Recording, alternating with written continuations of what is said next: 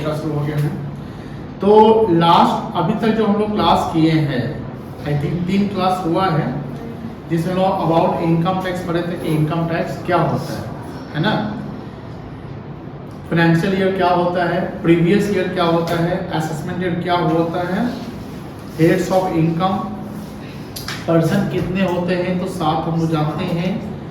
हर person जो भी income tax देगा उसको आधार कार्ड और पैन कार्ड होना चाहिए। ग्रॉस टोटल इनकम क्या होता है, तो 5 हेड का जो टोटल इनकम होगा वही कहलाता है gross total income. And total income क्या होता है, तो टोटल इनकम को क्या बोलते हैं, टैक्सेबल इनकम, जो ग्रॉस टोटल इनकम से हम डिडक्शन को माइनस करते हैं। कोई दिक्कत नहीं है।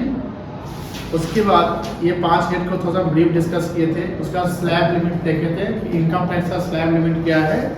तो जो 60 साल तक है उसको 2.5 लाख तक टैक्स नहीं लगेगा। 60 से 80 साल तक है उसका 3 लाख तक टैक्स नहीं लगेगा। 80 साल के ऊपर है उसको 5 लाख तक टैक्स नहीं लगता है। टैक्स का रेट कितना है, 5%, 20% और 30%। सुपर सीनियर सिटीजन के लिए टैक्स रेट जो है 20 और 30 वाला है, 5% कैटेगरी नहीं आएगा। उससे हमने क्वेश्चन भी किया था लेक्चर 3 में, जहाँ पर एक नीरज 52 साल का उसका एक कैटेगरी से हम लोग सवाल बनाया था। अब हम लोग चलते हैं अपने नेक्स्ट पड़ाव पे और थोड़ा समझेंगे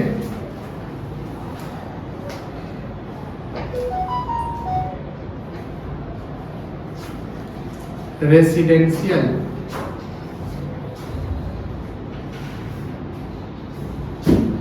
स्टेटस।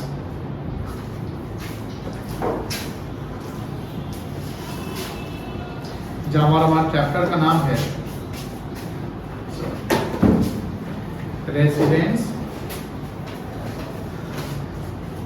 And tax liability.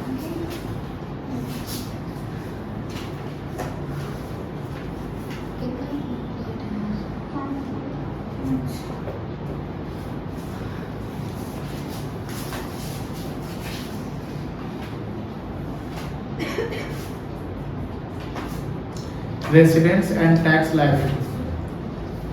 अब इस लेक्चर नंबर 4 होगा आज का लेक्चर 4। डेट क्या है, 5।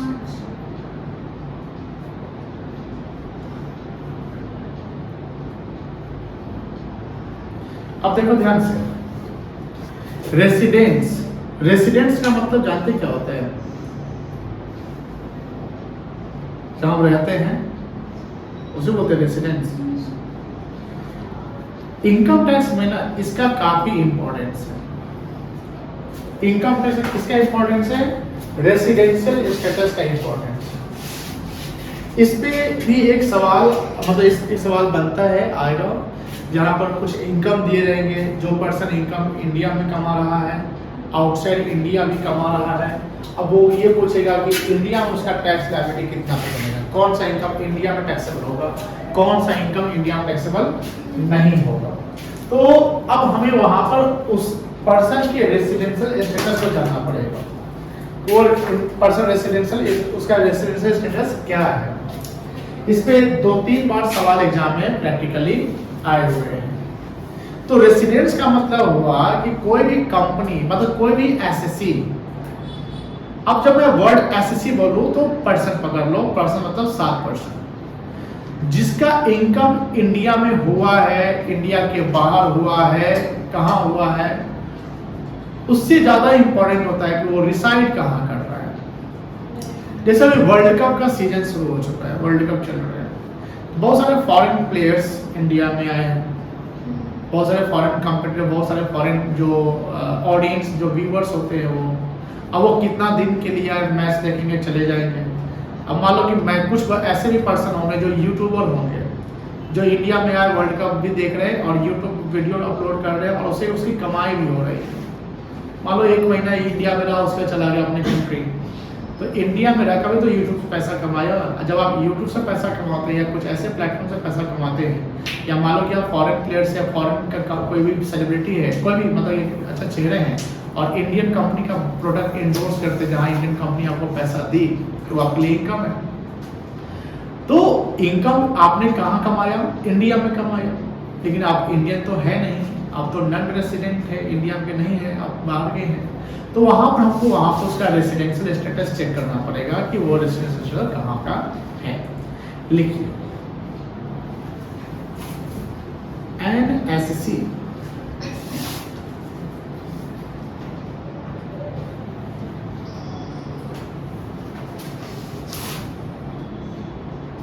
may earn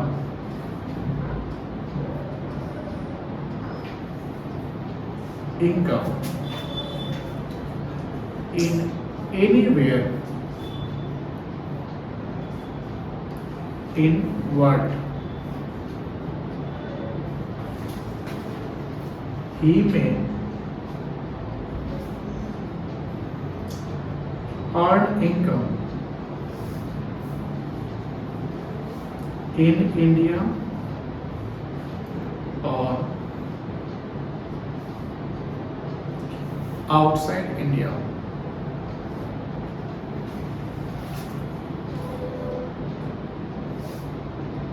Now, the question is that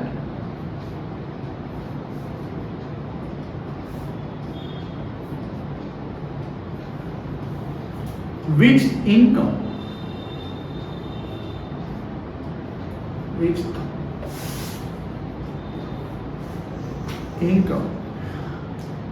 is taxable in India and which is not taxable in India.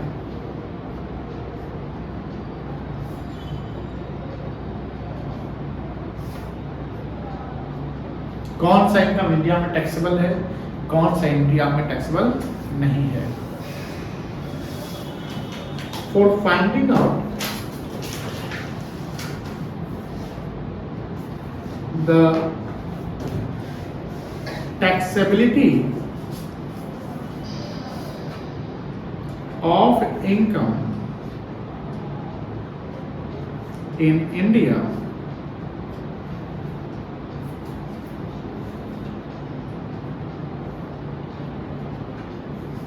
we have to know about the residential status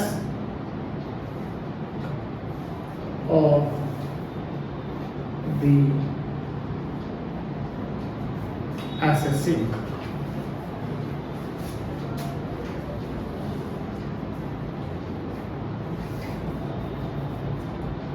The residence of an SSC is known as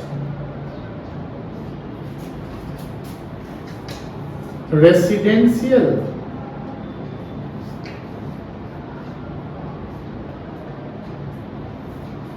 status.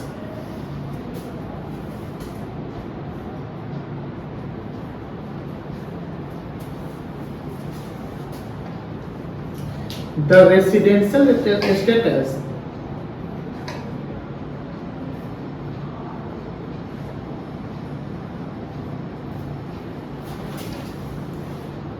of an SSC depends upon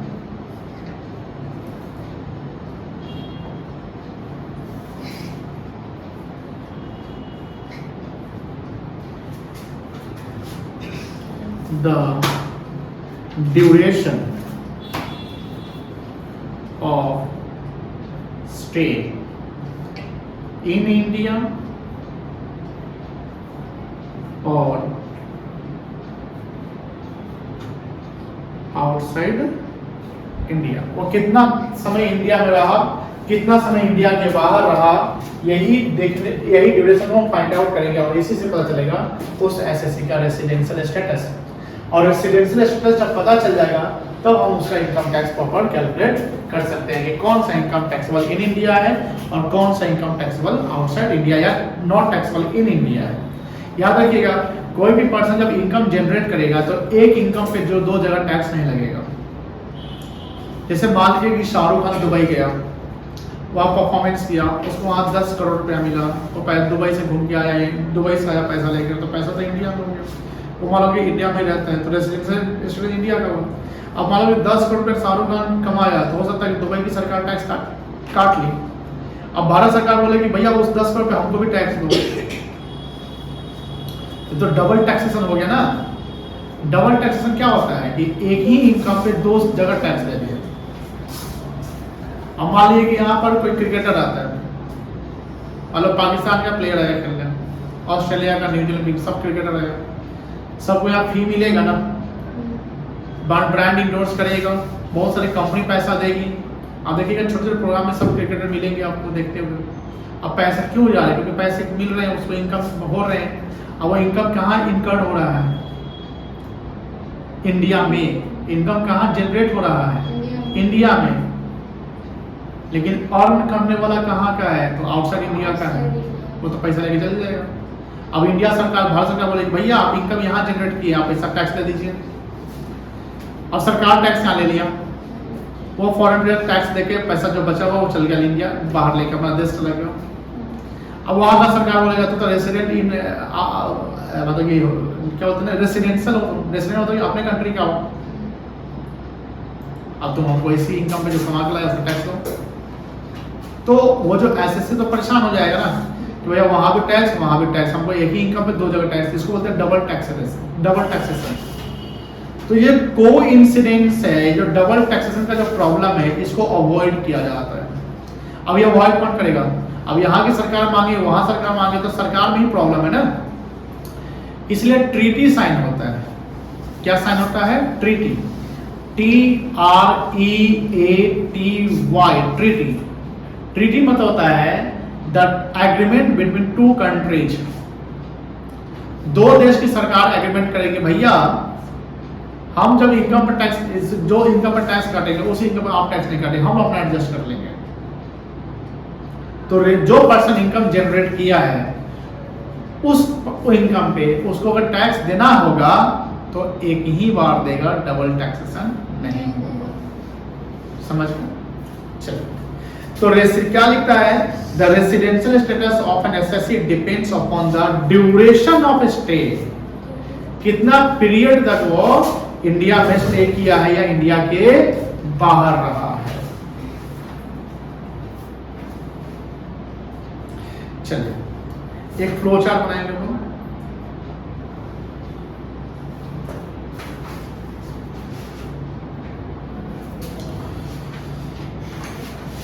residential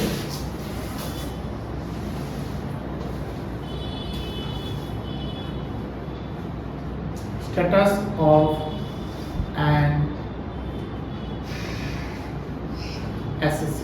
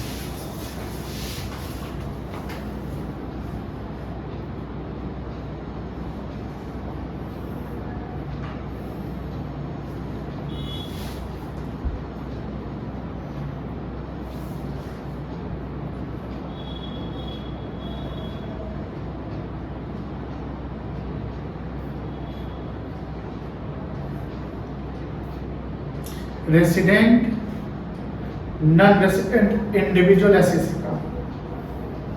जब resident की बात होगी तो इसमें 2 point आ जाएंगे। Ordinarily resident,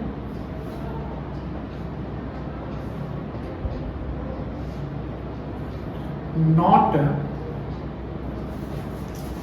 ordinarily resident.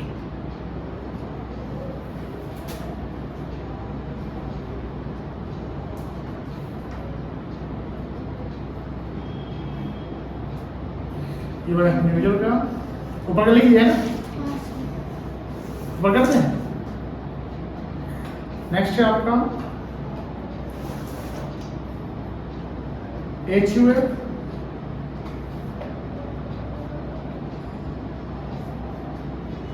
HUF में आएगा resident और नॉन रेसिडेंट।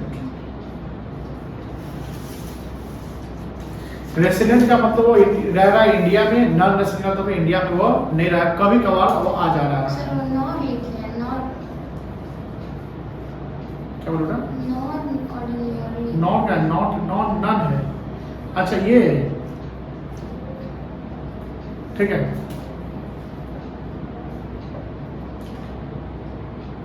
अब रेसिडेंट में भी ऑर्डिनरीली रेसिडेंट, नॉट, बस किताब लेके बनाओ ना।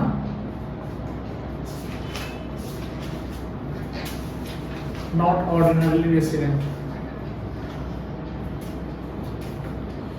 नेक्स्ट आपका form AOP and BOI।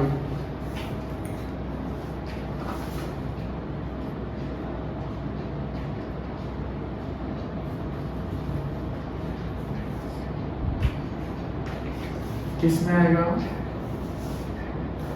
President और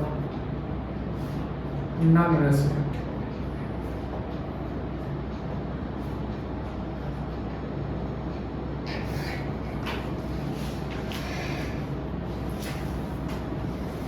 AOP का है।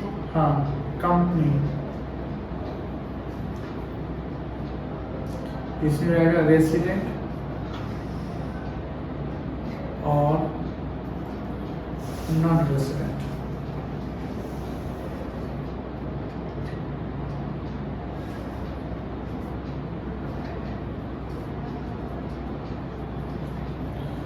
Other person.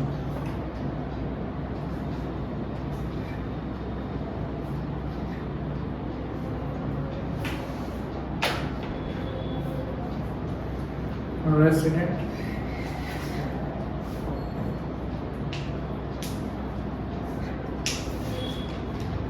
Non resident.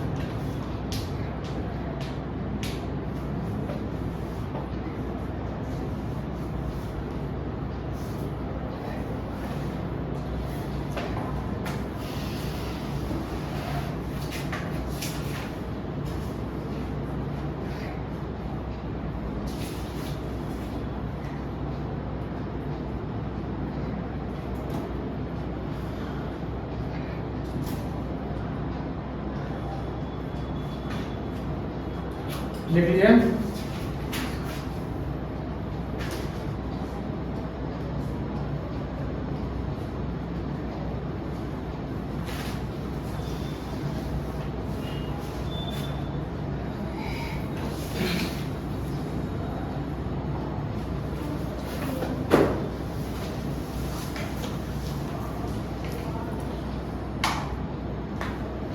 हो गया?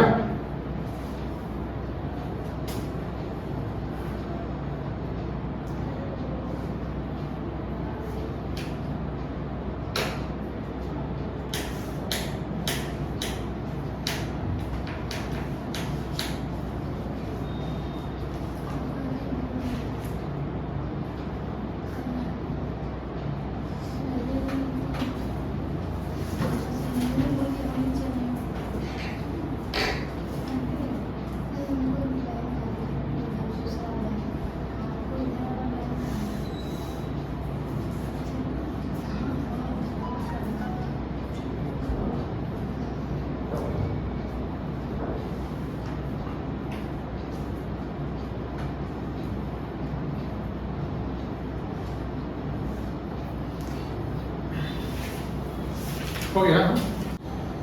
ध्यान समझिएगा, क्या क्या कंडीशन है रेसिडेंशियल स्टेटस के। रेसिडेंशियल स्टेटस मतलब कि रेसिडेंट होना चाहिए। रेसिडेंट मतलब जो इंडिया में रिसाइड कर रहा है। नॉन रेसिडेंट मतलब इंडिया में रिसाइड नहीं कर रहा है, वो कहीं बाहर रह रहा है, कुछ समय के लिए वो इंडिया में आया। इन केस ऑफ इंडियन, ध्यान से देखिएगा, Indian who goes abroad, abroad मतलब विदेश, very good. In the previous year, या प्रीवियस ईयर का मतलब क्या हुआ? फाइनेंशियल ईयर बोलिए, इनकम टैक्स का भाषा यूज करेंगे। तो अब आपका असेसमेंट ईयर क्या चल रहा है? 23-24। असेसमेंट ईयर क्या चल रहा है? 23-24। ध्यान समझिएगा, जब अगर हमारा असेसमेंट ईयर 2023-24 चल रहा है तो प्रीवियस ईयर क्या हो गया? 22-23। तो यहाँ जब प्रीवियस ईयर बोला तो ये समझिए 1/4/22 से लेकर 31/3/2023 की बात कर रहे हैं। मतलब कि आप 22-23 में आप एक इंडियन है, जैसे मान लो कि आप कपिल शर्मा है, विराट कोहली है, ए.आर. रहमान है, और आप जाते हैं कहाँ? अब्रॉड, विदेश। हम लोग तो सोच के ही पूरा करेंगे ना, लोग तो जाते हैं। अब प्रीवियस ईयर में गए कहाँ? विदेश, फॉर द पर्पस। लेकिन पर्पस क्या है? अब इसमें से कोई भी आदमी एम्प्लॉयमेंट का पर्पस नहीं है, ये तो गए घूमने, कॉन्सर्ट में गया, सेमिनार में गया अपना। तो आप जब सेमिनार, यानी शाहरुख खान, कपिल शर्मा सब जा रहा है सेमिनार में, कॉन्सर्ट में, तो वो इस कैटेगरी में नहीं आएगा। विराट कोहली क्रिकेट खेलने गया, इस कैटेगरी में नहीं आएगा। टेक्निकल गुरु जो है 12 से वीडियो बना रहा है, दुबई में बैठ के वीडियो बना रहा है, इस कैटेगरी में नहीं आएगा। लेकिन आपके भैया का जॉब हुआ, सिंगापुर चले गए, तो इस कैटेगरी में आ जाए। लेकिन भैया का जॉब हुआ, जो जॉब में गए तो किस साल गए? Previous year. अब भैया का जॉब हुआ प्रीवियस ईयर गया, तो कब गए? ड्यूरेशन पता करना पड़ेगा। क्या मार्च 31 को गए क्या? मान लो कि 1 मार्च 2023 को चले गए, तो प्रीवियस ईयर चले गए।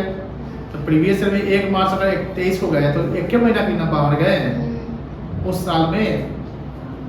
फरवरी तक तो इंडिया में ही थे। तो पर्पस क्या है यहाँ पर? एम्प्लॉयमेंट। पर्पस क्या है?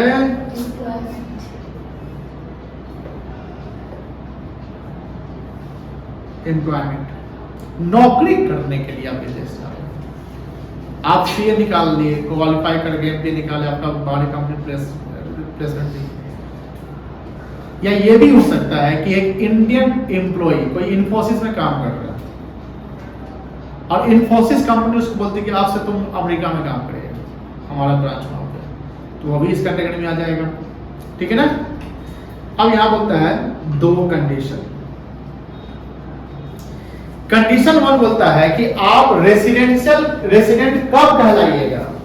जब उस प्रीवियस ईयर में, यानी 1 साल में 182 दिन या उससे ज्यादा इंडिया में रहे होंगे, तब। बड़ा इंपॉर्टेंट है, बड़ा इंपॉर्टेंट ये चार्ट है।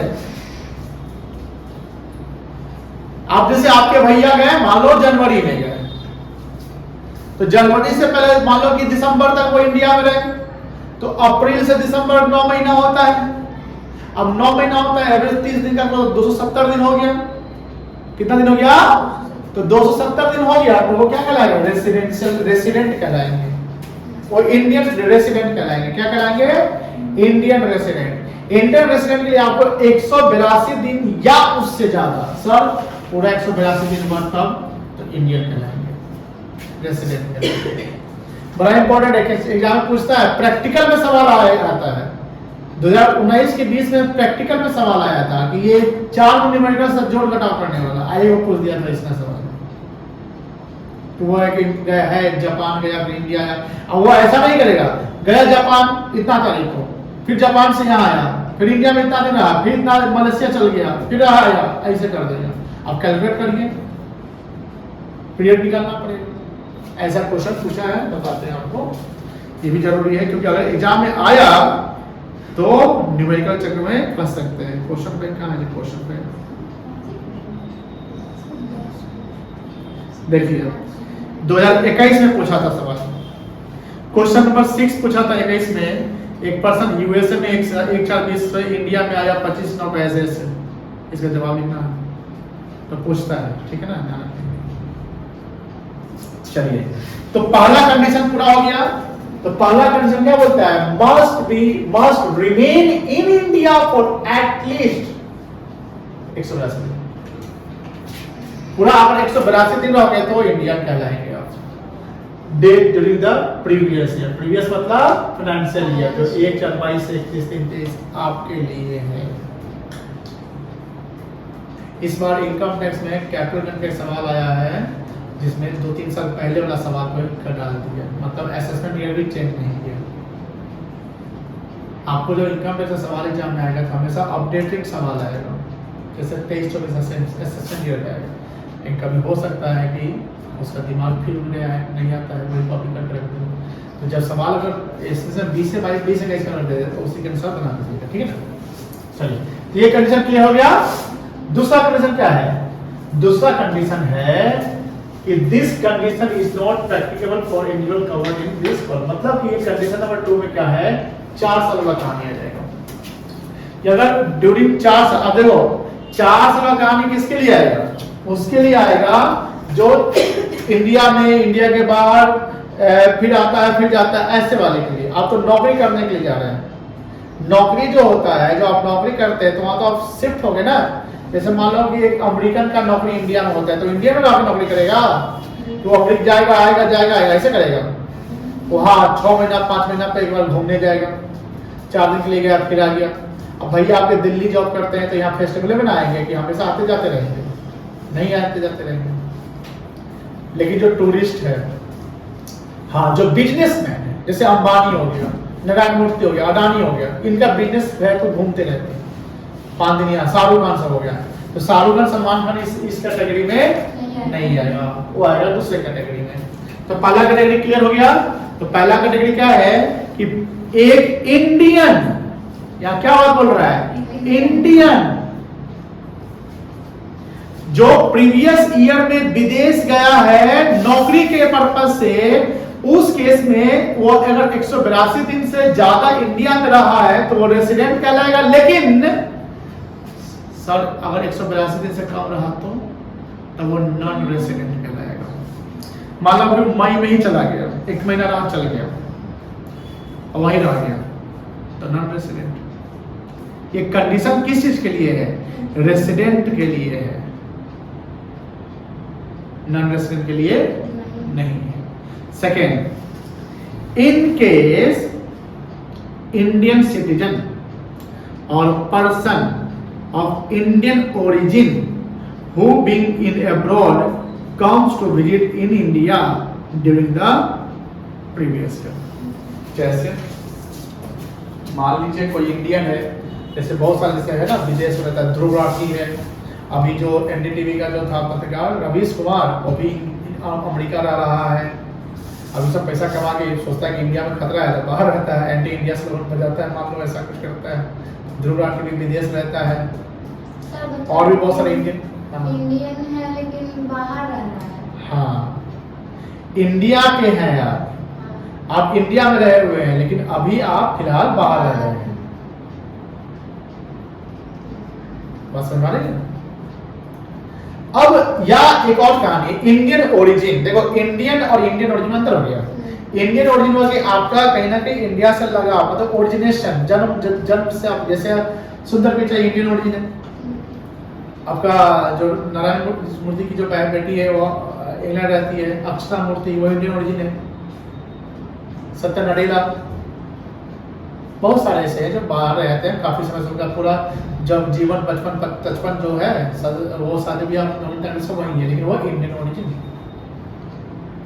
उसको पासपोर्ट इंडिया, मतलब क्या बोलते हैं उसको, उसका जो ये जो भी है आइडेंटिटी, सिटीजनशिप जिसको बोलते हैं,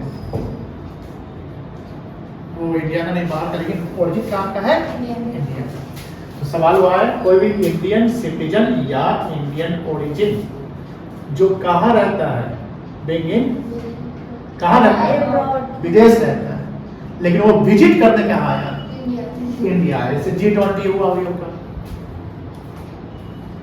वर्ल्ड कप हो रहा है, बहुत सारे होते हैं, बहुत सारे चीजें होते हैं, जिसमें मान लो कि वर्ल्ड टूर करना होता है, बहुत सारे देखते होंगे ना, जो अपना एक कार लेता है, कार से विदेश यात्रा में निकल जाता है, कार को घर बना लेता है। अब कार को घर बना लिया तो सोने का टेंशन खत्म हो गया। अब कार में अपना ऐसा आइटम जैसे टेंट पेंट रखे हुए, बहुत सारी चीज होता है आजकल, रख लिए तो आपको क्या प्रॉब्लम है, पैसा कमा के रखे उसको खर्चा करना है, आपको कोई प्रॉपर्टी नहीं बनाना, कोई ये नहीं, बस जीवन को जीना है पूरा वर्ल्ड। ऐसे बहुत सारे लोगों को देखते हैं, और यूट्यूब इन्फ्लुएंसर बन जाते हैं तो वहां से भी कमाई हो ही जाता है, वहां से पैसा खर्च करते हैं, ऐसा होता है। तो ऐसे लोग, हमारा इंडिया है, अब इंडिया को एक्सप्लोर करना है, इंडिया को एक्सप्लोर करना हो सकता है कि इंसान का जिंदगी निकल जाए, कम दूर में थोड़ी इंडिया है, बहुत दूर में है।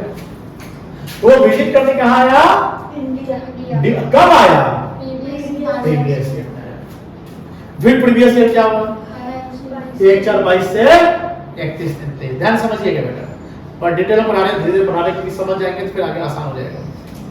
अब इसके दो कंडीशन है। पहला कंडीशन 182 डेज वाला है कि अगर आप इंडिया में जब आए तो उस प्रीवियस ईयर में आप 182 दिन या उससे ज्यादा इंडिया में रहे हैं कि नहीं रहे हैं। अगर रहे हैं तो रेसिडेंट इंडियन कहला जाएगा उस साल के लिए। जैसे मान लो आईपीएल चलता है ना, कितना मिनट के लिए आता है, 2-3 मिनट चलता है। बहुत सारे देखिएगा, जैसे ऑस्ट्रेलियन प्लेयर वो इंडिया में आ जाता है।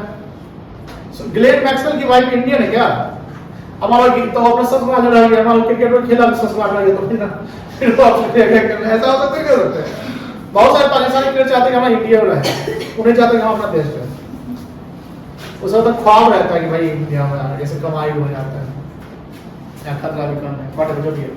तो ऐसा नहीं कि 182 दिन या उससे ज्यादा इंडिया में रहे विजिट के ड्यूरेशन में। या condition number 2, must remain in India for at least 365 days during 4 previous year immediately preceding the relevant previous year, and at least 120 days during the relevant previous year if such person having total income exceeding income of foreign resources exceeding 15 lakh रुपया। अब इसका 3 point बन चुका है। पहला point समझ गए ना, पहला कंडीशन समझ गए ना। दूसरा कंडीशन क्या है, सुनिए ध्यान से। हमारा प्रीवियस ईयर क्या है, 22-23। इमीडिएटली प्रीसीडिंग प्रीवियस ईयर क्या होगा, 21-22। तब बोलता है 21-22, 20-21, 19-20, 18-19। तो 4 साल इमीडिएटली प्रीसीडिंग प्रीवियस, यानी प्रीवियस ईयर के पिछले 4 साल को पकड़िए। और उस 4 साल में आपको कम से कम कितना साल रहना है, 365 दिन रहना है। तो 4 साल का नंबर ऑफ डे जोड़ दीजिए, वो 365 दिन क्राइटेरिया पूरा कर गया, हाँ कर गया, तो आप रेसिडेंट नहीं कहलाएंगे। बशर्ते एक और कंडीशन उसमें एडिशन है कि सर 22-23 में, यानी जिस प्रीवियस ईयर में हम है उसमें आपको 120 दिन रहना पड़ेगा। अब मान लीजिए कि आप 119 दिन रहे, कितना रहे, 119 दिन रहे, और पिछले 4 साल में आप 500 दिन रहे, तब नहीं कहलाएंगे। कंडीशन नंबर एक और है कि आपका इनकम सोर्स का जो है 15 लाख रुपया एक्सीड करना चाहिए। अब फिर से पढ़ लीजिए। कंडीशन नंबर 2 क्या है, must remain in for at least 365 days during 4 previous year immediately preceding the relevant previous year.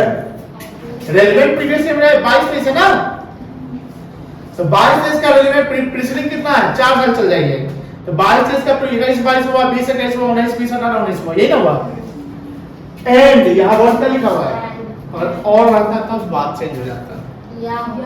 और होता तो 4 साल में 300 दिन रहता है, इधर 121 दिन, तो गड़बड़ा जाता ना मामला, क्योंकि पहला कंडीशन 182 दिन बोल दिया हुआ है। तो एंड मतलब एडिशनली आपको प्रीवियस ईयर भी चेक करेंगे। सर प्रीवियस ईयर रहे नहीं, पिछले 4 साल में रहे हैं बढ़िया से, तो नहीं होगा। प्रीवियस में आपको कितना रहना पड़ेगा, 120 दिन during the relevant previous year. If अगर such person having total income excluding income from foreign resource, यानी उस पर्सन का इनकम इंडिया में कितना से एक्सीड करना चाहिए 15 लाख से, मतलब टोटल 5 साल कवर हो गया यहाँ पे, अप्रोक्स 5 साल हो ना, पिछला 4 साल एक साल ये, यानी मान लो कि स्टीवन ग्लेन मैक्सवेल आता है, 22 देश में वर्ल्ड कप खेला, T20 खेला, ससुराल रहा, इंडिया घुमा, वो 125 दिन रह गया, ये बोलता है कि चलो, पत्नी को बोलता है चलो ऑस्ट्रेलिया, चल गया, तो प्रीवियस ईयर कितना दिन रहा 125, अगर पिछला 4 साल वो आया ही नहीं, मान लेते हैं पिछला 4 साल में वो आया ही नहीं, तो रेसिडेंट इंडियन नहीं कहलाएगा, नॉन रेसिडेंट होगा, क्योंकि वो कंडीशन नंबर 1 पे चल गया, लेकिन पिछला 4 साल में 4 बार आईपीएल खेलने आया था, वो आया 3 महीना मान लीजिए रहा, तो 3 महीना में कितना दिन हो गया 90 दिन अप्रॉक्स, तो 90 दिन रहा, 4 साल में कितना दिन हो गया 360 दिन हो गया, क्या कहलाएगा नहीं कहलाएगा, इधर 125 तो पूर्ण गया है, लेकिन उधर 360 में पूर्ण रहा है, तो नहीं कहलाएगा, उसको 365 पुराना पड़ेगा, बात समझा रहे क्या 365, मान लीजिए कि वो एक आईपीएल में 100 दिन रह गया, तो 370 पुर गया, 9 3 27 270 प्लस 100 कितना हो गया 370 दिन, तो इधर 370 भी पूरा हो गया है और 120 भी पूरा हो गया, और वो आईपीएल से कमाया लगभग 2 करोड़ रुपया, उस सबका तो बोलियो लगता है ना करोड़ों में, 2 करोड़ कमाया, क्या हंस रहे हैं वो, अच्छा नहीं सर, तो कितना कमाया 2 करोड़ कमाया, और इंडिया में 4 साल में कितना दिन रहा 370, तो 365 भी क्राइटेरिया पूरा कर दिया, और प्रीवियस ईयर में 125 दिन रहा, वो भी क्राइटेरिया पूरा कर दिया, तो क्या कहलाएगा रेसिडेंट कहलाएगा कि नॉन रेसिडेंट कहलाएगा, क्या कहलाएगा वो रेसिडेंट कहलाएगा, क्लियर है ना बेटा, कंडीशन नंबर 2 क्लियर हो गया, कैटेगरी 2। अब बताइए इसमें कौन होगा, विजिटर्स टाइप के होंगे, प्लेयर्स होंगे, या कोई जो ऐसे सेलिब्रिटी होगा, ये सब पर्सन इंडिया के लिए होगा। अब बोलता है इसके अलावा in case of individual who are not covered in column 1 employ वाला, कॉलम 2 विजिट वाला, अगर नहीं है दूसरा कोई है, कोई डिप्लोमेट है, कुछ भी होगा, must remain India for at least 182 days, लेकिन उसको कुछ रिलीफ मिला है, must remain India 365 days during 4 previous year immediately preceding the relevant previous year, कोई दिक्कत नहीं है, वही बात हो गया वहां पर, बस इसको 60 के and at least 60 days during the relevant previous year, इसके लिए इनकम की बातें भी नहीं है, इनकम भी नहीं और डेज भी तो कम है, इनकम की बातें भी नहीं है, 60 दिन हो गया, है ना जबरदस्त,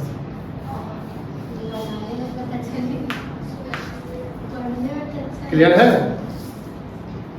यस सर, इसको लिखेंगे, लिख लीजिएगा, चलिए ये लिख लीजिएगा, अभी लिखिएगा कि घर पे लिखिएगा, घर पे लिखिएगा, इस पे क्वेश्चन कुछ हम देते हैं करके आइए।